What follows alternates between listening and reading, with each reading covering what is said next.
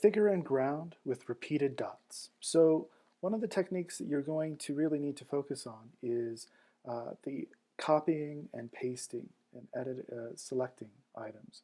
So why don't I go ahead and I'm going to create an ellipse tool again. Go over here to the tool, the ellipse. Make sure it's not a rectangle. Go to ellipse. And we're going to create ourselves a dot. Now what we learned before is if we hold down the shift button, we constrain that. And so we can create a bit of a circle right there. And so we've got our dot. If it doesn't come up filled black, you know you can go down here and change the fill. Previously it might be like that, or it might be filled with white and then have a black outline. What I would like to do is I'd like to swap those so I have the black fill and the white outline. I'm not sure I even like the white outline. I'd like to actually get rid of the white outline. I take the white outline, and what I'd replace it with is a none. And suddenly we get that none across there. And now we have just a black circle, a black fill essentially. So what I want you to do is we want to go back to the selection tool and by clicking and dragging, we can move this dot around. But what we want to do is we actually want to make several of these. And there's a shortcut for duplicating this item. If we hold down the Option key, you'll notice that my mouse symbol changes from a single black triangle to two. This means I'm going to be duplicating whatever I have selected when I drag it across. So I hold down the Option key and take my mouse, hold down, and drag it across, and release. And you've noticed I've made a copy of that. I can go ahead and just do that again. Click down and drag across, and make another. Click down and drag across. And this method allows me to make several dots very, very quickly. So that's that process. I want to get rid of those dots, and you can just hit Edit, Undo. Plus, it will also show you the shortcut, which is Command Z. So I'm gonna undo one of those, and it'll disappear. And then I'm going to go Command Z, hold down Command, and tap the Z button to delete, delete, delete, delete, delete, delete, delete, or undo the items that we've created. So beyond that is we can actually duplicate these items in line, in series. We can restrict them, just the way that we restricted the scaling with Shift. We can restrict the duplication. So we'll first hold down Option to make ourselves a duplicate. And you'll notice these little green things that come up that emphasize that we're on the same line. But I can move this across in any direction.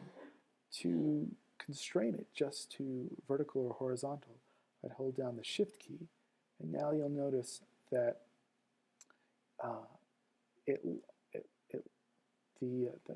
the circle jumps from point to point. And that's what I want to do. I want to make these, duplicate these circles on a line. And I'll release, I'll hold down Option, I'll click on the item, and hold down Shift, and make a duplicate. Hold down Shift and to constrain it on that line and make a duplicate. Bring it across, hold down Shift to constrain it and make a duplicate. Or I can just go ahead and sort of eyeball it. Hopefully my settings have been set so that it locks a little bit on that line. And so here we are. We've got 1, 2, 3, 4, 5, 6 items. What we actually want to do is we want to have 10 dots in a row. I want to jump back to one of our previous ideas where we were going to use the marquee tool, the selection tool to create a marquee that would select all of our items are objects at the same time, are circles at the same time.